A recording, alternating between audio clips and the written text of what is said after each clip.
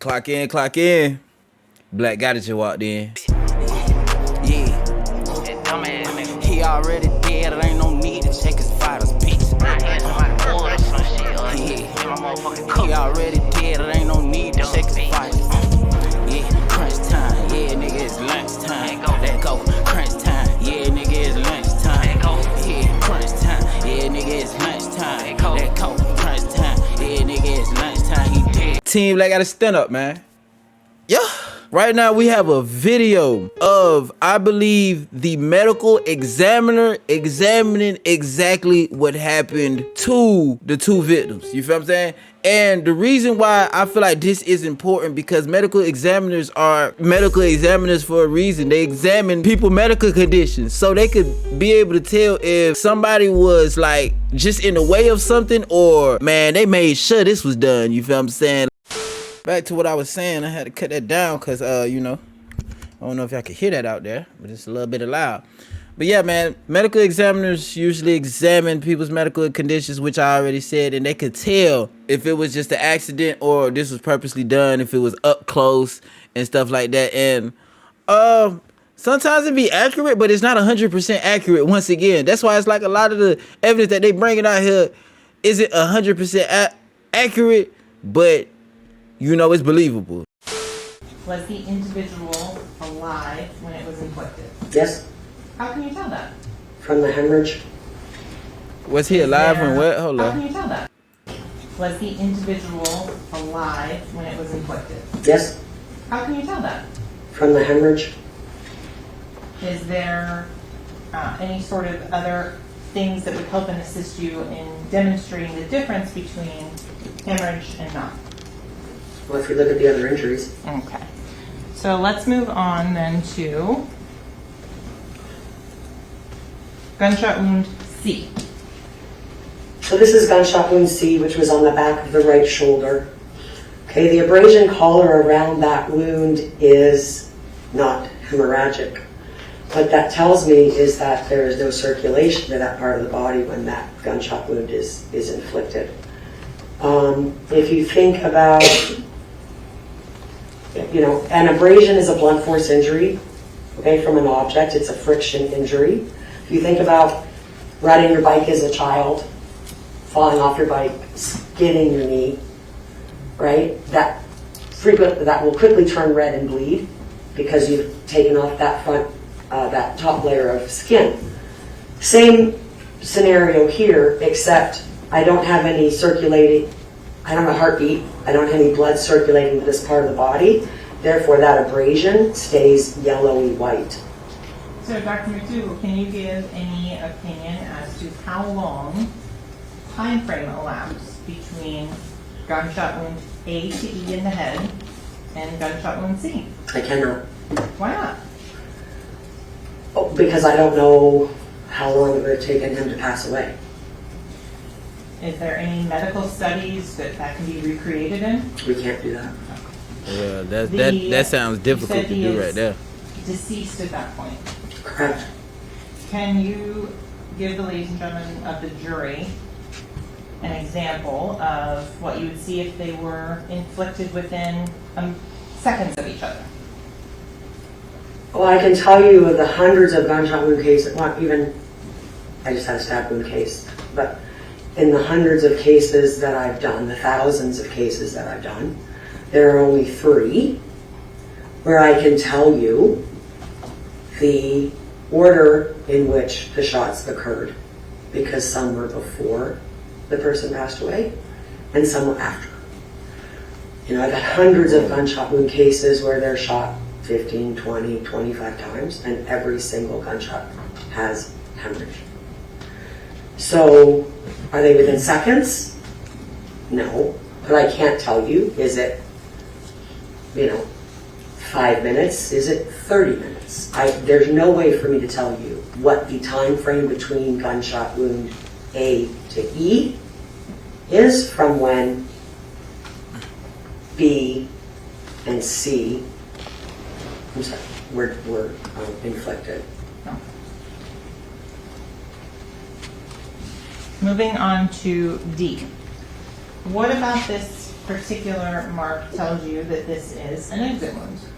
So D is an exit wound. It's lacerated, okay, because you have a blunt force object, the projectile, traveling at a very high, well, traveling at a rate of speed and with enough energy to perforate the skin, and it causes a laceration. And so this is photo number 16 for the record. Can you explain, and I'm going to go forward on to photo number 17, so you can explain what a laceration is and what it looks like. Yeah, so this skin is lacerated. There's no abrasion margin around it, and it's consistent with an exit wound. And in terms of where on the body is D located?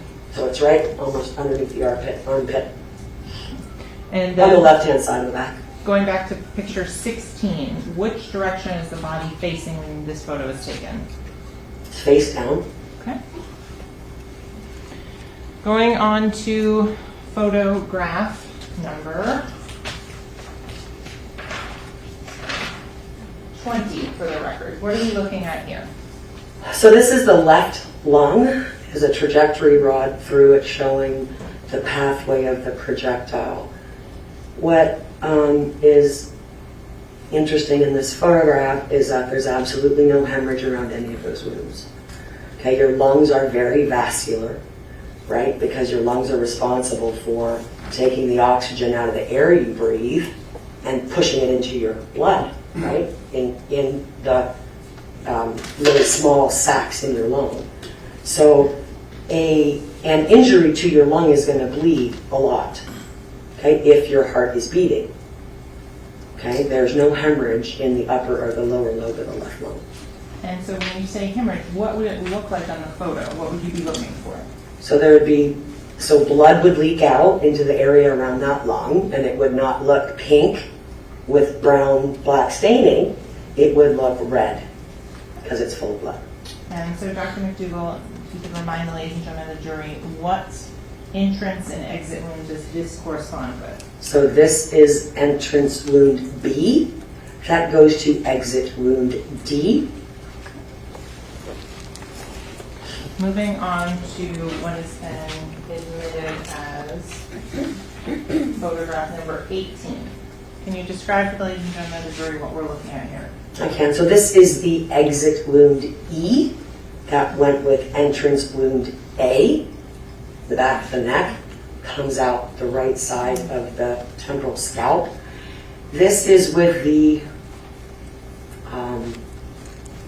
scalp reflected forward. So we do an incision across the head behind the ears. We reflect the scalp forward and back. And what this is showing you is this is hemorrhage. Okay, this is blood. This is bleeding. There is a heartbeat.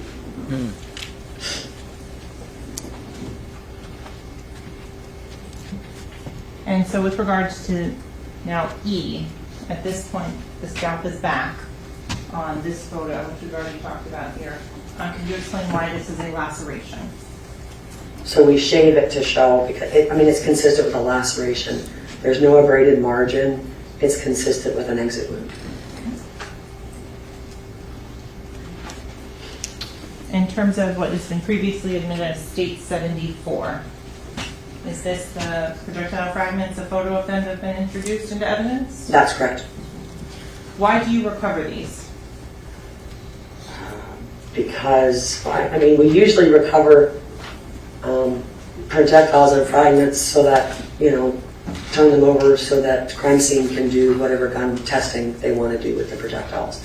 These pieces are probably too small, but it's still evidence. So we collect all the evidence outside of and on the body to give to law enforcement in case they need it. Was there any evidence of medical intervention for Mr. Williams? No. And what would that mean? So sometimes people are transported to the hospital. They still have a heartbeat.